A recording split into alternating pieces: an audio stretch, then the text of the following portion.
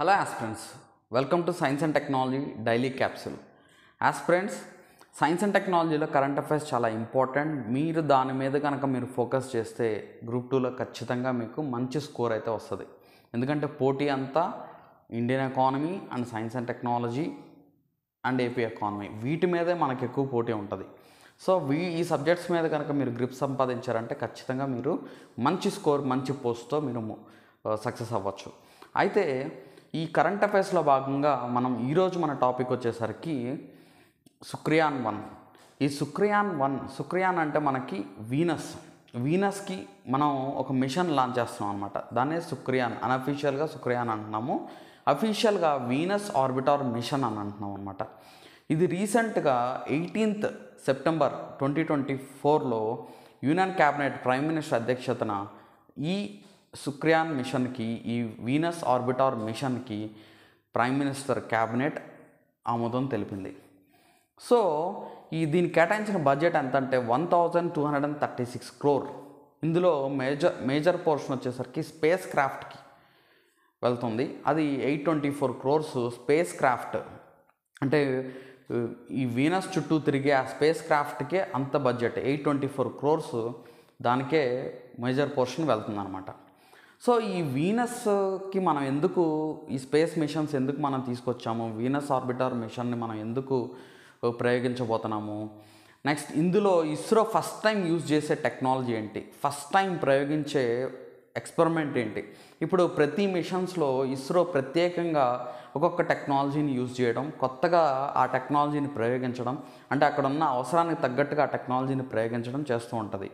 So ఆ technology ఏంటనేది మనం సైన్స్ అండ్ టెక్నాలజీని మనం ఫోకస్ చేయాలి. ఇప్పుడు జనరల్గా స్టూడెంట్స్ ఏం చేస్తారంటే దాని వెయిట్ ఎంత, లేకపోతే ఆ మిషన్ దాని హైట్ ఎంత, ఇది కాదండి. అవి ఇంపార్టెంటే, అవి డేటా పాయింట్ ఆఫ్ వ్యూలో అది అడుగుతారు. కానీ ప్రత్యేకంగా యూజ్ చేసే టెక్నాలజీస్ ఏంటి అనేది బాగా న్యూస్లో ఉంటూ ఉంటాయి. కాబట్టి సైన్స్ అండ్ టెక్నాలజీలో ఆ టెక్నాలజీ పార్ట్ మనం తెలుసుకోవాలి. ఓకే, సో అసలు వీనస్కి మనం ఎందుకు పంపిస్తున్నామనంటే, ఒకప్పుడు మన ఎర్త్ కూడా సిమిలర్, ఇప్పుడున్న వీనస్ మీద ఉన్న సిమిలర్ కండిషన్స్ ఉండేదన్నమాట. అంటే హై టెంపరేచర్స్ ఉండడం, కార్బన్ డైఆక్సైడ్ పర్సంటేజ్ ఎక్కువ ఉండడం. ఇప్పుడు వీనస్ మీద కార్బన్ డైఆక్సైడ్ పర్సంటేజ్ వచ్చి 96.5% కార్బన్ డైఆక్సైడే ఉంటుంది. అండ్ వీనస్ అట్మాస్ఫియర్ వచ్చేసరికి చాలా హార్ష్గా ఉంటుంది. అంటే అక్కడ అట్మాస్ఫియర్ మొత్తం కూడా సల్ఫ్యూరిక్ యాసిడ్ క్లౌడ్స్తో ఫామ్ అయి ఉంటుంది. సో వీనస్ సర్ఫేస్ టెంపరేచర్స్ వచ్చేసరికి హై టెంపరేచర్స్ ఉంటాయి, 480 degrees సెంటిగ్రేడ్. ఒకప్పుడు మన ఎర్త్ మీద అంటే లైఫ్ ఎగ్జిస్ట్ అవ్వక ముందు ఈ ప్రాసెస్లో, కూలింగ్ డౌన్ ప్రాసెస్లో మన ఎర్త్ మీద కూడా ఇంత హై టెంపరేచర్స్ ఉన్నాయన్నమాట. అదే టెంపరేచర్స్ ఉన్న ఆ వీనస్ని కనుక మనం స్టడీ చేస్తే ఒకప్పుడు మన ఎర్త్ ఎలాగ ఫామ్ అయింది, దాని కండిషన్స్ ఏంటి, ఇవి తెలుసుకోవచ్చు. అండ్ వీనస్లో అసలు లైఫ్ ఎగ్జిస్టెన్స్ అయ్యే అవకాశం ఉందా, ఇప్పుడు మనం యాక్చువల్గా ఎందుకు ఇలాంటివి చేస్తున్నాము, మన భూమి మీద కాకుండా మిగతా గ్రహాల్లో ఎక్కడైనా లైఫ్ ఉంటుందా అనే ఉద్దేశంతో మనము అన్వేషిస్తున్నాం అన్నమాట. మనమే కాదు, మనతో మిగతా కంట్రీస్ కూడా ఉన్నాయి. యుఎస్ అవ్వచ్చు, జపాన్ అవ్వచ్చు, లేకపోతే రష్యా అవ్వచ్చు, నెక్స్ట్ ఫ్రాన్స్ అవ్వచ్చు. ఇవన్నీ కూడా ఏంటంటే లైఫ్ ఎగ్జిస్టెన్స్ ఈ భూమి మీద కాకుండా మిగతా చోట్ల ఎక్కడన్నా ఉందా అని అన్వేషిస్తుంది.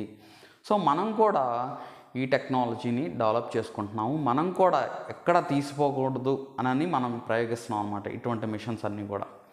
ఓకే, సో మనము ఈ వీనస్లో ఎస్పెషల్గా టెస్ట్ చేసేది ఏంటి అని అంటే అక్కడ అట్మాస్ఫియర్ ఎలా ఉంటుంది, నెక్స్ట్ అక్కడ వోల్కానిక్ యాక్టివిటీ, వీనస్ మీద వోల్కానిక్ యాక్టివిటీ ఎలా ఉంటుంది, ఈ లైట్, ఇప్పుడు సన్ రేస్ నుంచి వచ్చే ఈ లైట్ని ఏ విధంగా స్కాటర్ చేస్తుంది, ఈ సన్ ఎఫెక్ట్ అట్మాస్ఫియర్ మీద, వీనస్ అట్మాస్ఫియర్ మీద ఎటువంటి ఎఫెక్ట్ ఉంటుంది అనేది తెలుసుకోవడం కోసం ఈ వీనస్ ఆర్బిటర్ మిషన్ని మనం ప్రయోగిస్తున్నాము. సో ఈ వీనస్ ఆర్బిటర్ మిషన్ని మనం 2028 కల్లా ఈ మిషన్ లాంచ్ చేయాలనుకుంటున్నాం. యాక్చువల్గా 2023లోనే ఈ మిషన్ని ప్రయోగించాల్సిన ఇంతకుముందు డెడ్ లైన్ పెట్టుకున్నాము, కానీ ఏంటంటే అది అచీవ్ చేయలేకపోయాం. సో అందుకనే మనం ఇప్పుడు ఏం చేసామంటే మళ్ళీ 2028కి మనం పోస్ట్పోన్ చేసాము. లాంచ్ వెహికల్ వచ్చి LVM-3, అంటే లాంచ్ వెహికల్ Mark 3 యూజ్ చేసి మనం ప్రయోగించుకున్నాం అన్నమాట. ఇంచుమించు ఒక 2000 kgs ఆఫ్ స్పేస్ క్రాఫ్ట్ని మనం పంపించబోతున్నాము. సో ఇది ఈ వీనస్ మనం ఎర్త్ ట్విన్ అని అంటాం. ఎందుకనంటే ఈ వీనస్ మీద ఉన్న గ్రావిటీ, సిమిలర్ గ్రావిటీ మన ఎర్త్ మీద కూడా, అంటే ఎర్త్ మీద ఉన్న గ్రావిటీయే వీనస్ మీద కూడా సిమిలర్ గ్రావిటీ ఉంది. అంటే మనతో పోల్చుకుంటే 91% గ్రావిటీ వీనస్ మీద ఉంటుంది అనమాట. Venus size next Earth size సిమిలర్గానే ఉంటుంది, కొంచెం చిన్నగా ఉంటుంది వీనస్ మాస్ ఎర్త్ మాస్ సిమిలర్గా ఉంటుంది. అందుకనే వీనస్ని ఎర్త్ ట్విన్ అని అంటాం. మనకు చాలా దగ్గర గ్రహము. అండ్ సోలార్ సిస్టమ్ మొత్తంలో తీసుకుంటే ఇది హాటెస్ట్ అండ్ బ్రైటెస్ట్ ప్లానెట్ అని అంటాం. చాలా వేడిగా ఉంటుంది. సర్ఫేస్ టెంపరేచర్స్ తీసుకుంటే 480 degrees సెంటిగ్రేడ్ టెంపరేచర్స్ ఉంటాయి. ఎందుకు అది సన్కి దగ్గరగా ఉందని కాదు, అక్కడున్న గ్యాసెస్ వల్ల. ఇప్పుడు కార్బన్ డైఆక్సైడ్ మనం చెప్పుకుంటున్నాం, కార్బన్ డైఆక్సైడ్ 0.3% ఉంటేనే మనం ఈ వేడిని తట్టుకోలేకపోతున్నాం.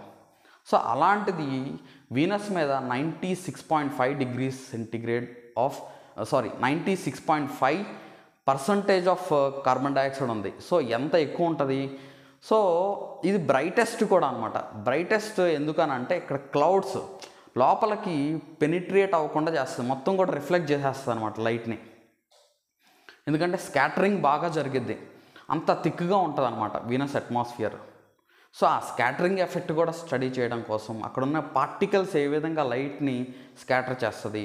నెక్స్ట్ అంత హై టెంపరేచర్స్ ఉంటే ఆబ్వియస్లీ అక్కడ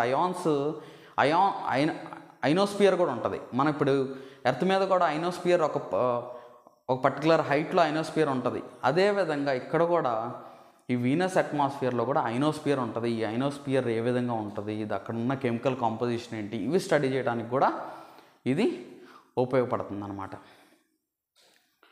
సో ఈ వీనస్ మిషన్ ఎప్పుడు ప్రయోగించున్నారు అని అంటే, ఎప్పుడైతే ఈ వీనస్ అండ్ ఎర్త్ దగ్గరికి వస్తాయి అనమాట. ఎవ్రీ 19 monthsకి ఒకసారి ఈ ఎర్త్ అండ్ వీనస్ రెండు కూడా దగ్గరికి వస్తాయి, క్లోజ్ అవుతాయి అనమాట. ఆ టైంలో ఈ వీనస్ మిషన్ లాంచ్ చేయాలనుకుంటున్నాము. అది 2028లో జరుగుతుంది. ఇందులో ప్రత్యేకంగా యూజ్ చేసే టెక్నాలజీ ఏంటంటే ఏరో బ్రేకింగ్ సిస్టమ్ని యూజ్ చేస్తున్నారు అనమాట. ఇది ఫస్ట్ టైము మనకి ఇస్రో దీన్ని ఫస్ట్ టైం యూజ్ చేస్తుంది. ఈ ఏరో బ్రేకింగ్ సిస్టమ్ అంటే ఏంటంటే, యాక్చువల్గా మనం వీనస్లో థిక్ క్లౌడ్స్ ఉంటాయి కదా, అంటే వీనస్ చుట్టూ థిక్ క్లౌడ్స్ ఉంటాయి కదా, ఆ థిక్ క్లౌడ్స్లోంచి కొంచెం లోపలికి దించి వీనస్ సర్ఫేస్ నుంచి 140 kilometers హైట్లో ఈ స్పేస్ క్రాఫ్ట్ని ప్లేస్ చేసి వీనస్ చుట్టూ దీన్ని స్టడీ చేయాలనుకుంటున్నాం. సో అంత థిక్ క్లౌడ్స్ని దాటుకొని కిందకి వెళ్ళాలి అని అంటే అక్కడ హ్యూజ్ ఫ్రిక్షన్ ఉంటుంది. ఒకటి అది మొత్తం కూడా సల్ఫ్యూరిక్ యాసిడ్ క్లౌడ్స్ అనమాట. ఈ సల్ఫ్యూరిక్ యాసిడ్ ఏం చేస్తా అంటే చాలా కొరోజన్ రెసిస్టెంట్ టైటానియంని కూడా కొరోడ్ చేసేస్తుంది.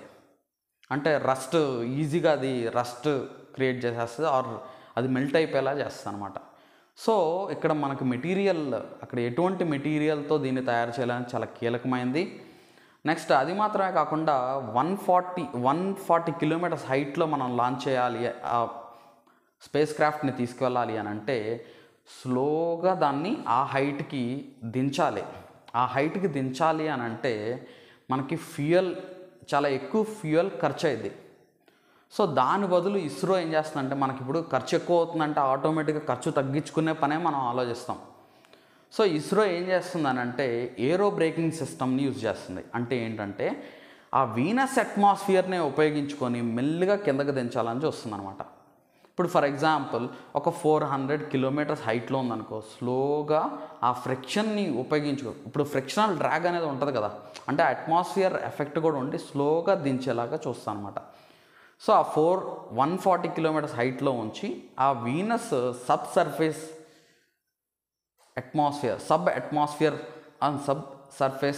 అట్మాస్ఫియర్ని కూడా స్టడీ చేయాలనుకుంటుంది. సో ఈ ఏరో బ్రేకింగ్ సిస్టమ్ గురించి మీరు తెలుసుకున్నారు కదా. సో ఇలాంటి ఇంపార్టెంట్ టెక్నాలజీస్ ఏంటనేది ప్రతి ప్రయోగంలో కూడా మనం తెలుసుకోవాలి. So this is about Shukrayaan mission. ఇలాంటి మోర్ వీడియోస్ కోసం మీరు మన యూట్యూబ్ ఛానల్ ఫాలో అవ్వండి, మీ ఫ్రెండ్స్కి కూడా షేర్ చేయండి, లైక్ చేయండి. Thank you so much.